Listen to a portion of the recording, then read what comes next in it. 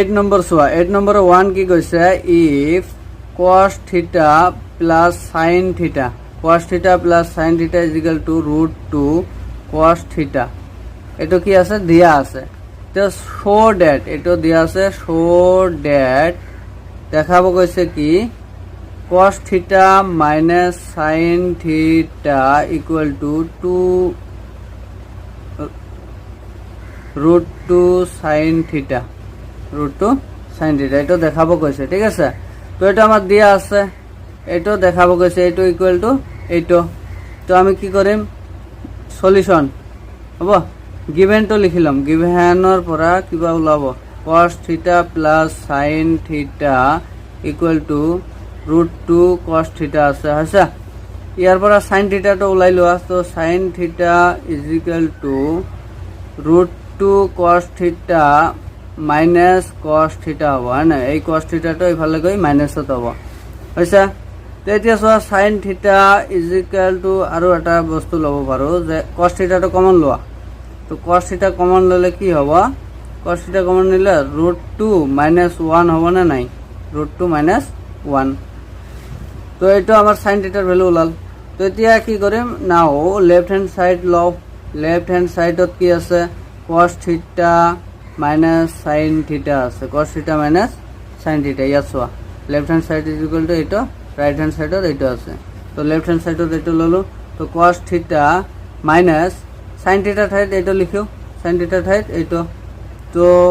পুরাটো এটা কি হবে এনেকে bracket Dilba cos theta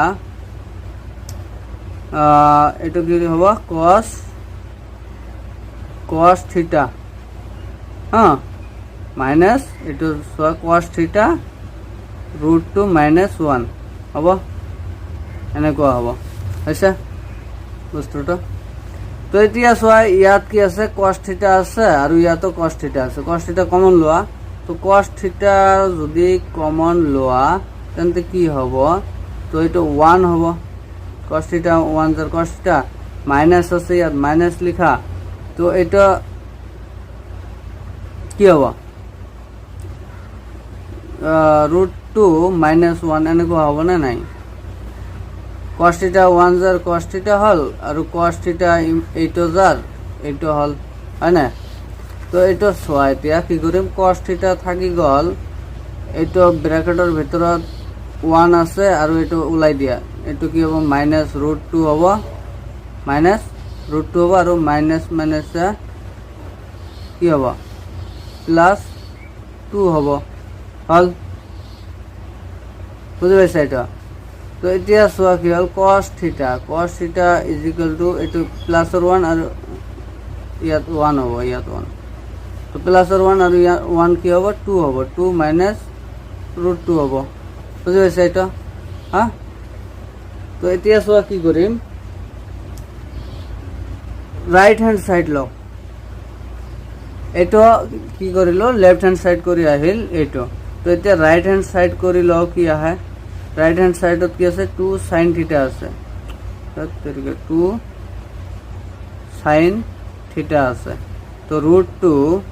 sin theta ঠাইত কি লিখিব পারো sin theta ঠাইত এটো লিখিব পারো cos theta এটো লিখিব পারো তো cos theta root 2 minus 1 এটো লিখিব পারো না হয় আচ্ছা এটো ইনটুত আছে root 2 cos theta root 2 cos theta এটা root 2 minus 1 আছে হবো তো এতিয়া কি কৰিম সোয়া এটা root 2 into root 2 কি হল 2 হল এটার লগত এটার into root 2 into root 2 root 2 হল আৰু cos theta থাকিল ইয়াত cos theta আকৌ minus root 2 cos theta minus 1 কি হবো root 2 cos theta এটা থাকিব হয় না এতিয়া কি কৰিম cos theta টো কমন লোৱা তো cos theta ইয়াত কমন ললে কি হ'ব 2 minus root 2 এনেকুৱা থাকিব তো এটা আমাৰ কি হ'ব রাইট হ্যান্ড সাইড হল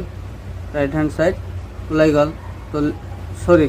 এটা কি হল রাইট হ্যান্ড সাইড করি পালো তো left hand side is equal two right hand side পালো না নাই এটা লেফট হ্যান্ড সাইড করি পাইছো এটা রাইট হ্যান্ড সাইড করি পাইছো ঠিক আছে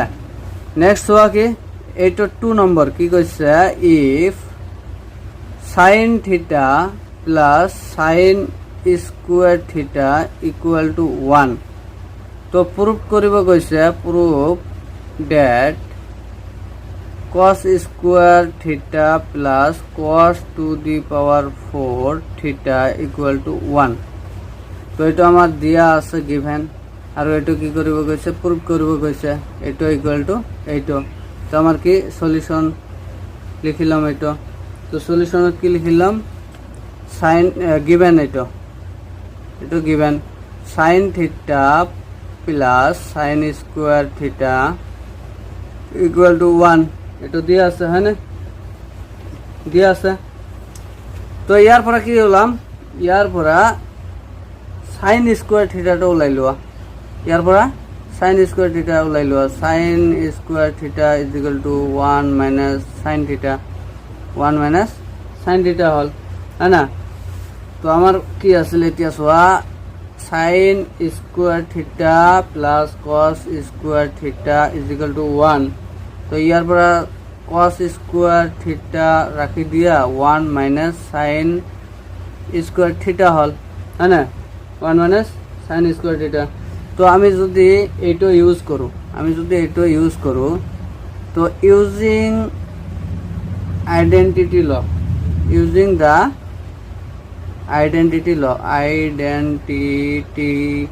ঠিক আছে কি কৰিম cos স্কোয়ার থিটা is equal to 1 minus sine square থিটা এইটো ইউজ করো